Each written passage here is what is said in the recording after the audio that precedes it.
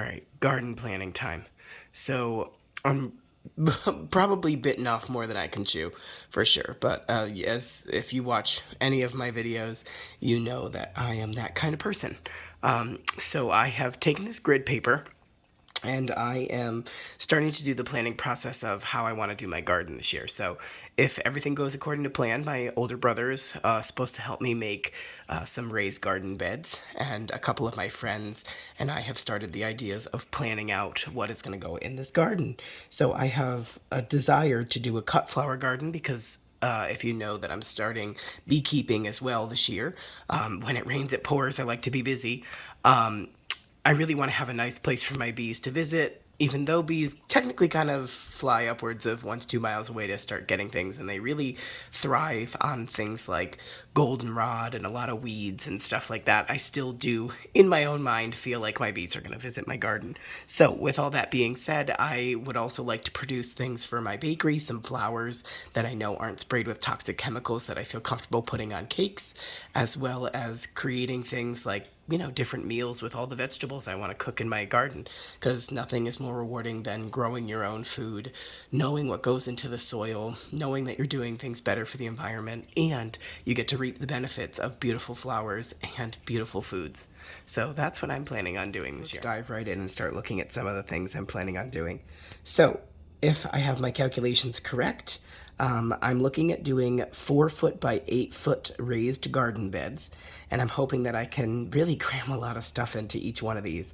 I do know from past years of gardening that plants really do grow pretty large when the tag or the seed, depending on if you're getting things starting from seeds or if you're starting from like small plants in cells, like these kind of things that you pick up at your local garden center. When you read those little tags, it says things like grows 36 inches wide or 6 feet tall or whatever it is. They actually, if they're given the right nutrients and all the things that they need, water, perfect sunlight, perfect growing conditions, they really will grow that way. If you stunt those things, you will find that the plants themselves have become stunted as well. But I'm really going to try to give these all the nutrients and control all those factors as best of my ability so that I can create perfect growing conditions. Fingers crossed. Again, we live in New England, so we have no idea what the growing conditions are going to be. It could rain and easily ruin all of my crops, but so is gardening. Gardening is something that what you do today directly affects the outcome of tomorrow. So I can really only bite off little bits at a time and really just go with the flow. That is what gardening is, and that's, I think, what attracts me to it. I've been realizing that a lot of the hobbies that I like to do really ground myself in what I'm doing today as a direct reflection of tomorrow. So that's something I'm really starting to enjoy about gardening. Chit chat. Let's really look at the things that I'm starting to plant. So these 4 foot by 8 foot boxes, I'm hoping to have a section of artichokes and kale. I want to do celery, eggplant, peas, and beans. Those are going to be up on that patterning that I have here. Is going to be some sort of trellising kind of thing because I want them to grow up.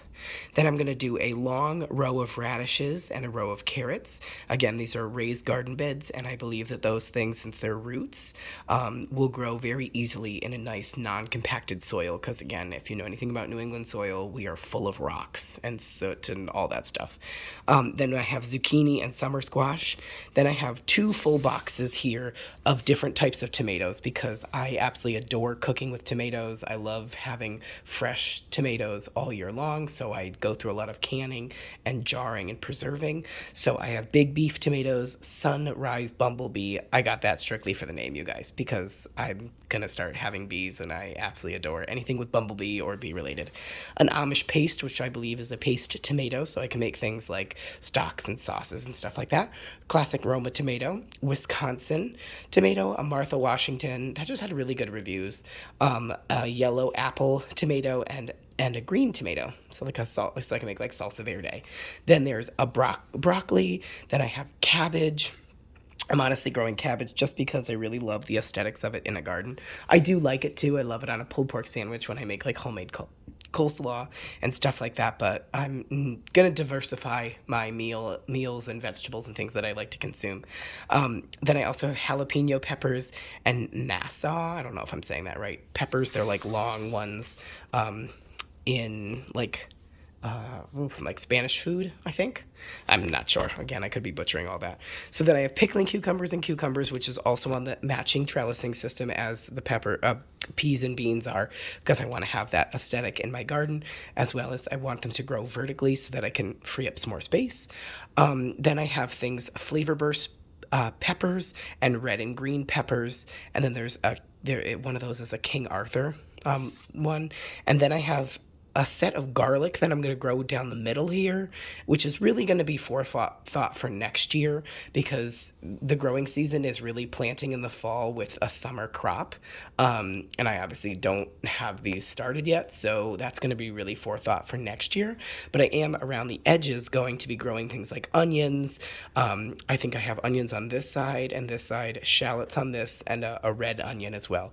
So that's overall really. Oh, and then I have I want sunflowers around the edge. This whole entire thing, hopefully this year or next, will be fenced in. And I did all the math out to really see, and I just got to figure out what I'm doing down here, because I have an aggressive amount of bee-friendly plants that I want to put in what I've been calling the end zone, because honestly, it looks kind of like a football field, a big rectangular setup here that I'm going to have fenced in, and I want to put this area. It was going to originally be like pumpkins and things like that, but I really think the pumpkins are going to take up way more space, so I want to do some cut flowers on either side. So I've just got to do the math out to figure out what I want to do for that portion of things. That's something that's really stumping me, because I think I want to plan with forethought of having it be more than what I need.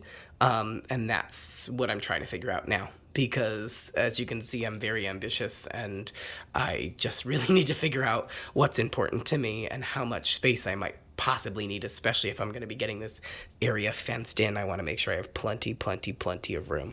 But then again, I don't want to be tending to something. I own a full-fledged bakery, so I don't have a million hours to be tending to all these crops individually. One thing I will note is I am really desiring to put drip irrigation in here, which is a pretty good expense, but I definitely think is worth it, because this is something that this would be insane to have to water all these plants. And a lot of these plants don't do well with a lot of overwatering, like as in watering from above. They actually thrive with the waters down by the roots. So that's something I'm working on as well. Another way to keep myself organized is I've taken a big 3-ring binder. I've taken all my seeds and printed out pictures, because I'm a very visual person. So I really need to see this aesthetically so that I can really get a vibe for what I'm looking for. And I printed out kind of like some of the specs, as well as I got a lot of these seeds from Johnny Seeds, which is a company out of Maine, and they have a lot of growing information on their packets. So I actually put them all in the little sleeves, the plastic sleeves, when I put them in this binder. I also have, for my setup, I have a calendar, and I'm going to be writing when I'm starting things so that next year I can find what does and doesn't work for me. I just got back from Disney, which is where I contracted COVID, I possibly think.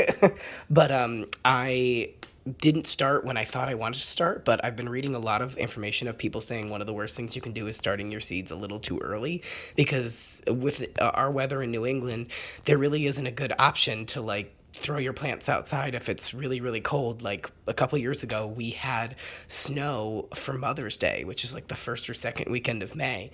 And it's been kind of chilly the last couple of years, up until like June. So I can't have all these plants, like hundreds of seedlings with no place to go. So for me, I'm going to start a little later, but it was a blessing in disguise, I think, to be out with COVID. And now that I get to do something, and have all this free time to start figuring out all this organization, it's kind of, I guess, what I need. What I'm doing today is I'm sitting here, I'm again very visual, so I'm taking these sticky notes, and I need to figure out, I have tons of seed trays, you can see them over there. I have tons and tons of seed trays that I purchased that I'm going to start figuring out what I need to put in each one, and really get a visual of like how much space I'm going to need to start doing all this seed starting. Some of these suggest that they get direct sown right into the ground, which means that you don't put them in these seed panels or anything like that. You don't start them inside. You actually just put them right into the ground.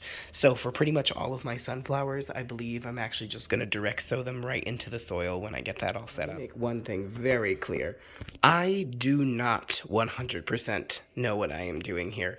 This is my first time growing a garden like this. This is actually my first time growing from seed, which is insane when you look at the fact fact that I have bought so many different seeds, but there's something really rewarding about it, and I feel pretty confident in myself that I can do it. And if I can't, then I learned something, and that's what this is really all about. But I'm not professing to be a professional by any stretch of the imagination, but it is something I'm very much interested in, and I've had some success growing small things from seeds, but this is really my first time growing anything like this substantially. Really saying is that this year is going to be a lot of learning. A lot of learning. But hopefully that will get me a little bit further into gardening and really hone my skills.